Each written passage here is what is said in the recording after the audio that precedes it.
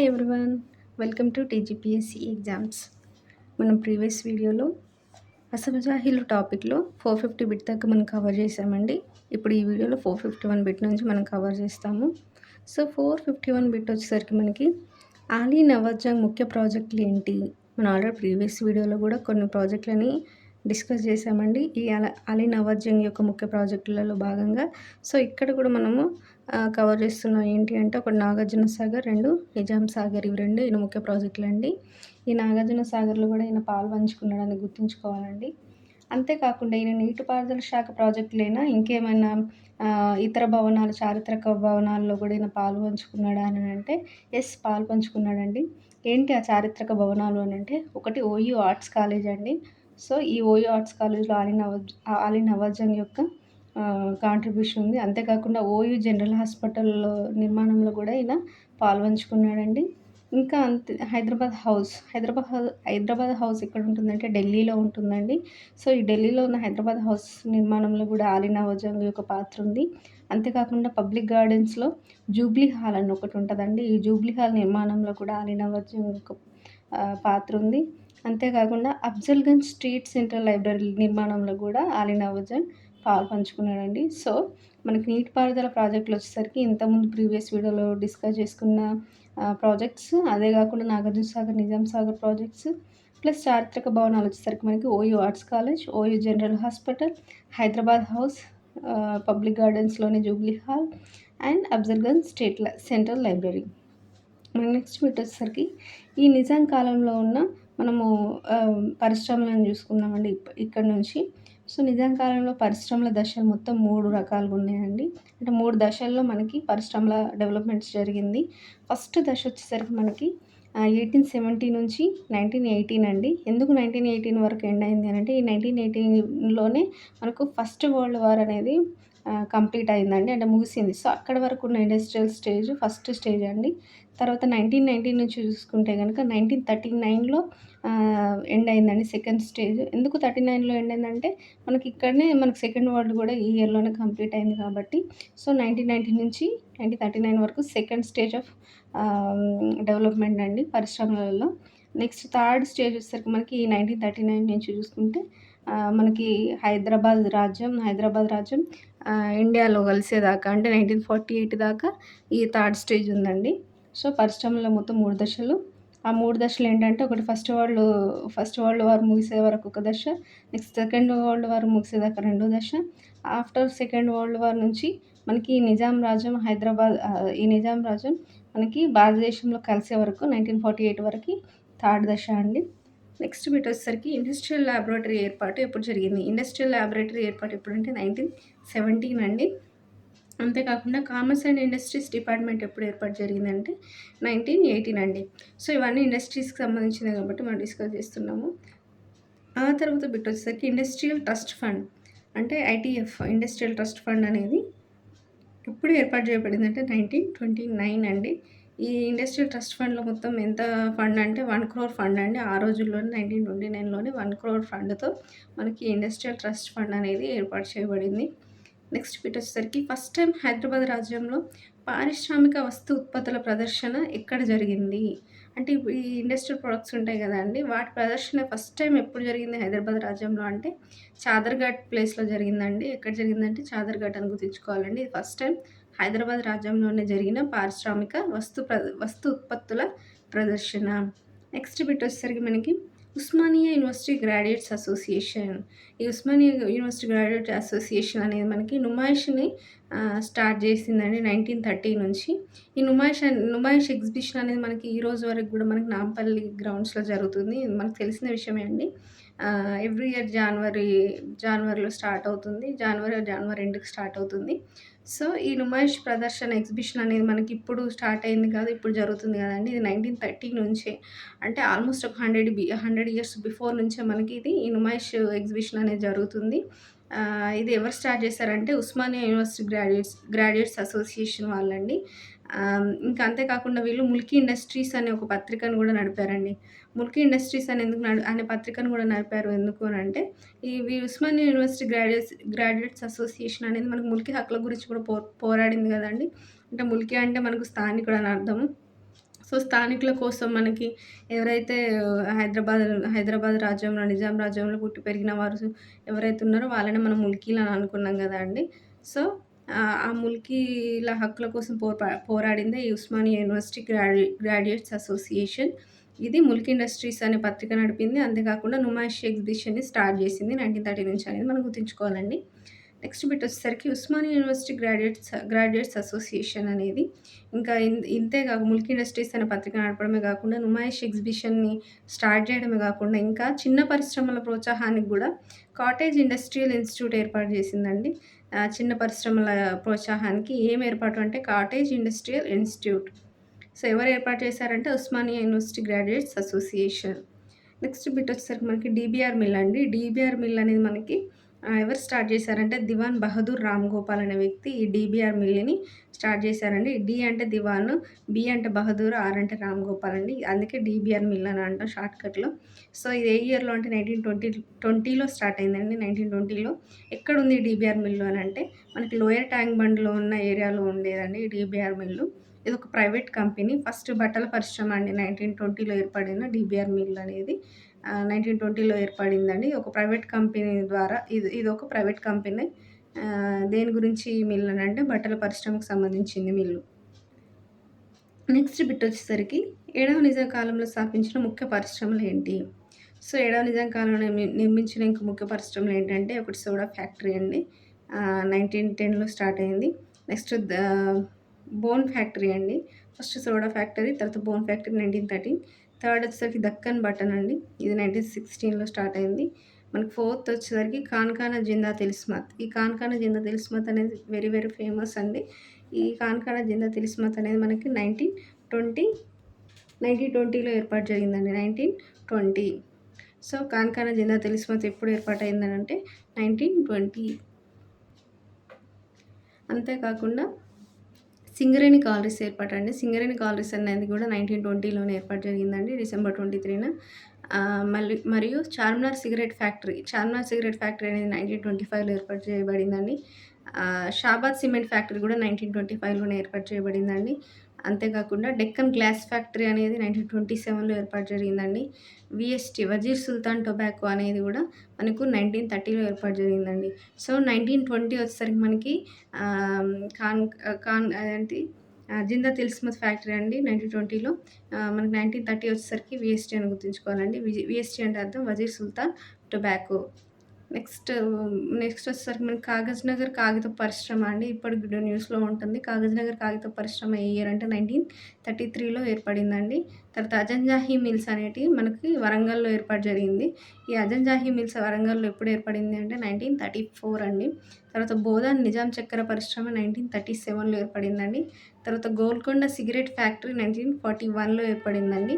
ఆ తర్వాత Alvin metal works అనేది 1942లో ఏర్పాటు జరిగిందండి. తర్వాత ప్రాగా టూల్స్ 1943లో ఏర్పడింది. తర్వాత సర్సిల్ కాగిత పరిశ్రమ అనేది 1946లో ఏర్పాటు జరిగిందండి. దీన్నే మనం కాగజ్ నగర్ కాగిత పరిశ్రమ అని అంటాం. నెక్స్ట్ హైదరాబాద్ ఆస్బెస్టాస్ వచ్చేసరికి మనకి 1946లో ఏర్పాటు జరిగిందండి. సో, ఇవన్నీ ముఖ్యమైన పరిశ్రమలండి 7వ నిజాం కాలంలో ఏర్పడినవి. మనం వీటి గురించి మళ్ళీ డీటెయిల్‌గా ఒక్కొక్క దాని గురించి మనం డిస్కస్ చేస్తాం నెక్స్ట్ బిట్స్‌లో. 461 బిట్ వచ్చేసరికి కార్ఖానా జిందా తిలిస్మత్ స్థాపించింది ఎవరు? మనం డిస్కస్ చేసామండి 1920లో ఏర్పాటు చేయబడిందని. మరి స్థాపించింది ఎవరు అంటే డాక్టర్ మహమ్మద్ మొహినుద్దీన్ ఫారూఖీ. ఎవరు అంటే డాక్టర్ మహమ్మద్ మొహినుద్దీన్ ఫారూఖీ అనే అతను ఈ కార్ఖానా జిందా తిలిస్మత్‌ను స్థాపించాడండి. నెక్స్ట్ బిట్ వచ్చేసరికి సింగరేణి కాలరీస్ ఎవరు కనుగొన్నారు? మనకి సింగరేణి కాలరీస్ అనేది 1920లోనే ఏర్పాటు జరిగిందని అనుకున్నాం గదండీ! సారీ స్టార్ట్ అయిందని అనుకున్నాం గదండీ! మరి దాన్ని కనుగొన్నది ఎవరు అనంటే డబ్ల్యూ కింగ్ అండి. ఈ డబ్ల్యూ కింగ్ అనే అతను జియోలాజికల్ సర్వే ఆఫ్ ఇండియాకి సంబంధించిన వ్యక్తి ఈ డబ్ల్యూ కింగ్. ఈయననే సింగరేణి కాలరీస్‌ని కనుగొన్నాడు. ఆహ్ అంతేకాకుండా మనకి ఈ ఈ సింగరేణి స్కాలర్స్ కంపెనీ లిమిటెడ్‌ని ఏర్పాటు చేసింది ఎవరు అనంటే, హైదరాబాద్ డెక్కన్ మైనింగ్ కంపెనీ అండి. హైదరాబాద్ డెక్కన్ మైనింగ్ కంపెనీ అనేది లండన్‌కి చెందింది ఇది. సో, ఇదే మనకి సింగరేణి కాలరీస్ కంపెనీ లిమిటెడ్‌ని ఏర్పాటు చేసింది. ఏ ఇయర్ అంటే 1920 అని మనం చదువుకున్నాం కదండీ! సో, దీన్ని స్థాపించింది ఎవరు అనంటే హైదరాబాద్ డెక్కన్ మైనింగ్ కంపెనీ. ఇది లండన్‌కి చెందింది. కనుగొంది ఎవరు అంటే డబ్ల్యూ కింగ్. ఈయన జియోలాజికల్ సర్వే ఆఫ్ ఇండియాకి సంబంధించిన వ్యక్తి. నెక్స్ట్ బిట్ వచ్చేసరికి వీఎస్టీ ఎవరు ప్రారంభించారు? వీఎస్టీ 1916లో వజీర్ సుల్తాన్ స్థాపించాడండి. అందుకే వజీర్ సుల్తాన్ పేరు మీదనే వజీర్ సుల్తాన్ టొబాకో వీఎస్టీ అని స్టార్ట్ అయిందండి. ఏ ఇయర్ అంటే 1916. ఎక్కడ అంటే విఠల్వాడి ప్రాంతంలో అండి. ఆహ్, ఆ తర్వాత 1930 వచ్చేసరికి మనకి ఈ వీఎస్టీని మోక్షగుండం విశ్వేశ్వరయ్య సూచన మేరకు ఇప్పుడు ప్రెజెంట్ వీఎస్టీ ప్రాంతానికి తరలించారండి. అంతకుముందు విఠలవాడిలో ఉండేది. స్టార్టింగ్ 1916లో ఉన్నప్పుడు విఠలవాడిలో ఉండేది. తర్వాత ఈ మోక్షగుండం సూచన మేరకు దీన్ని ప్రస్తుతం ఉన్న ఈ వీఎస్టీ ప్రాంతానికి తరలించారు అనేది ఇంపార్టెంట్ అండి. ఏ ఇయర్‌లో అంటే 1930లో. నెక్స్ట్ బిట్ వచ్చేసరికి Nizam state road transport department ఎప్పుడు స్థాపించారు? స్టేట్ రోడ్ ట్రాన్స్‌పోర్ట్ డిపార్ట్‌మెంట్ ఎప్పుడంటే 1932 అండి. ఇది important. Nizam state road transport department అనేది ఏ ఇయర్ అంటే 1932. సో, ఎన్ని బస్సులతో స్టార్ట్ అయిందంటే ఫస్ట్ స్టార్టింగ్ 27 బస్సులతో స్టార్ట్ అయిందండి. 27 బస్సులతో స్టార్ట్ అయింది 1932లో. ఇంకా గుర్తుంచుకోవాల్సిన విషయం ఏంటంటే భారతదేశంలోనే మొట్టమొదటి డబుల్ డెక్కర్ బస్సులను ప్రారంభించింది ఎవరు అనంటే నిజాం రాజ్యంలోనే స్టార్ట్ అయింది అండి. 7వ నిజాం టైంలో. అది ఆహ్, ఏ ఏ ఏంటంటే స్పెషాలిటీ ఏంటంటే ఇది భారతదేశంలోనే మొట్టమొదటి డబుల్ డెక్కర్ బస్సులండి. డబుల్ డెక్కర్ బస్సులంటే తెలుసు కదండీ! బస్సు మీద బస్సు ఉన్నట్టు ఉంటది. అంటే ఆహ్, బస్సు మీద బస్సు ఉన్నట్టు ఉంటది. ఆహ్, అదే డబుల్ డెక్కర్ బస్సు అని అంటాం. ఆహ్, సో, కింద కూర్చుంటారు. మళ్ళీ ప్లస్ పైన కూర్చుంటారు. దాన్ని ఫస్ట్ స్టార్ట్ చేసింది ఎవరు అంటే 7వ నిజాం టైంలో అండి. మనకి Nizam state road transport department వారు. సో, నెక్స్ట్ వచ్చేసరికి మనకి అల్విన్ మెటల్ వర్క్స్ ఏ సంవత్సరంలో ఎవరు స్థాపించారు? ఇప్పుడు అల్విన్ మెటల్ వర్క్స్ ఏ సంవత్సరంలో స్థాపించబడిందంటే 1942 అని మనం ఆల్రెడీ ఇక్కడ డిస్కస్ చేసామండి. ఎవరు స్థాపించారు అనంటే ఈ Alvin metal works industrial trust fund అని మనం ఇందాక ఐటీఎఫ్ చదువుకున్నాం గదండీ! ఐటీఎఫ్ గురించి. ITF plus Messrs Salauddin company అనే ఒక కంపెనీ ఈ ఇండస్ట్రియల్ ట్రస్ట్ ఫండ్‌తో కలిసి అల్విన్ మెటల్ వర్క్స్‌ని మనకి 1942లో ఏర్పరిచిందండి.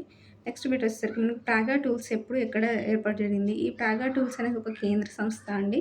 ఇది 1943లో ఏర్పడింది. ఈ ప్రాగా టూల్స్ ఎక్కడుంటుంది అంటే సికింద్రాబాద్‌లోని కవాడిగూడలో ఉందండి. ఎక్కడుంది అనంటే సికింద్రాబాద్‌లోని కవాడిగూడ. నెక్స్ట్ బిట్ వచ్చేసరికి 467 డెక్కన్ విమానయాన సంస్థ లిమిటెడ్ ఏ సంవత్సరంలో స్టార్ట్ అయింది? ఇప్పుడు విమానయాన సంస్థ అనండి అంటే అప్పటిదాకా మనకి ఏమంటారు ఎయిర్ ట్రాన్స్‌పోర్ట్ అనేది లేదు. ఈ ఇయర్ నుంచి మనకి ఎయిర్ ట్రాన్స్‌పోర్ట్ అనేది స్టార్ట్ అయింది. అదే డెక్కన్ విమానయాన సంస్థ లిమిటెడ్ ఎప్పుడు అనంటే 1945లో అండి దీని ఏర్పాటు జరిగింది. ఈ డెక్కన్ విమానయాన సంస్థ లిమిటెడ్ అనేది దీంట్లో షేర్ హోల్డర్స్ ఎవరు అనంటే నిజాం గవర్నమెంట్ అత్యధికం అండి.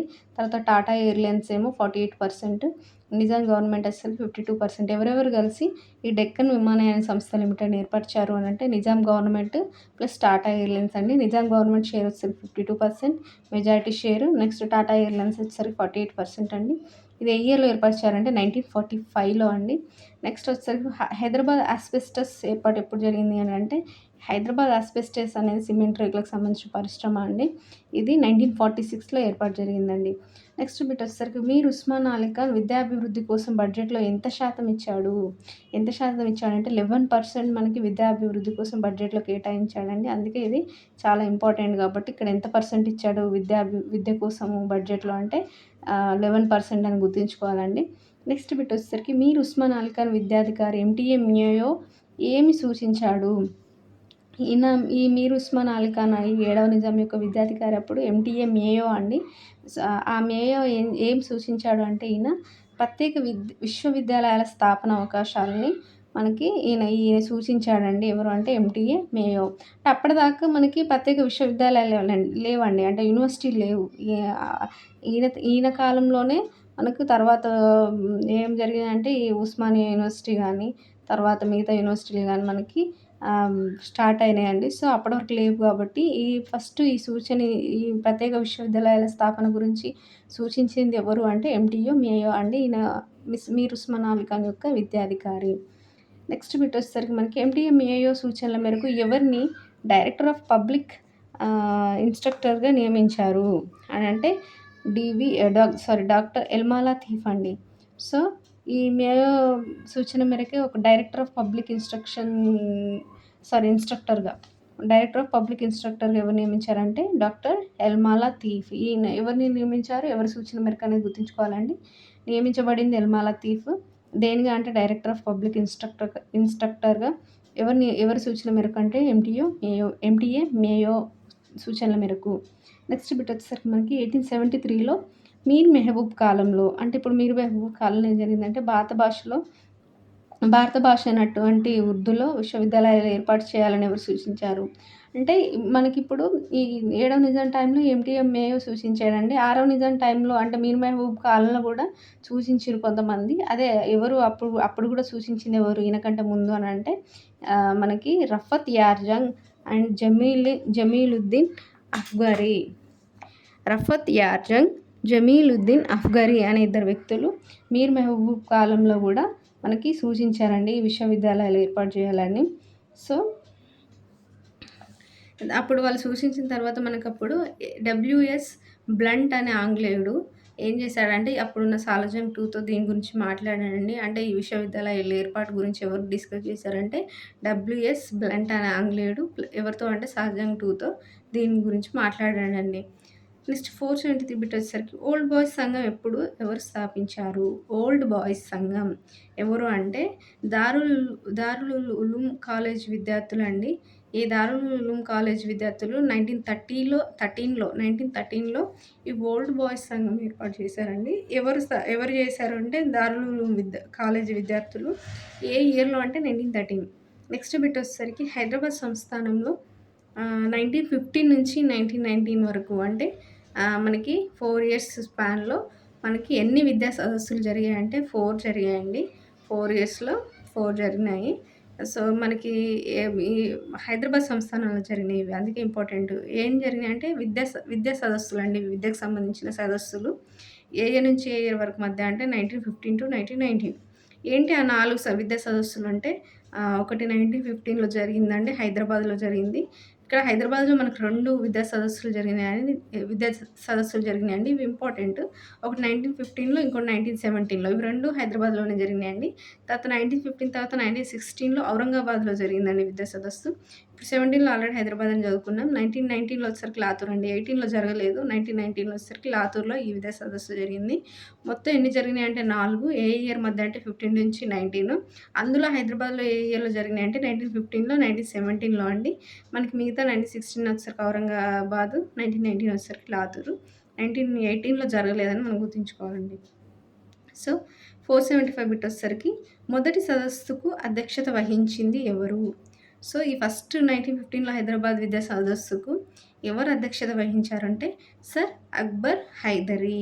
ఎవరు అధ్యక్షత వహించారండి? సర్ అక్బర్ హైదర్ అనే వ్యక్తి మనకి అధ్యక్షత వహించాడు ఈ ఫస్ట్ విద్యా సదస్సుకు. సో ఇక్కడితో మనం 475 బిట్స్ కవర్ చేసామండి. సో నెక్స్ట్ బిట్స్ వచ్చేసరికి మనం నెక్స్ట్ వీడియోలో కవర్ అవుతాయి. Thank you.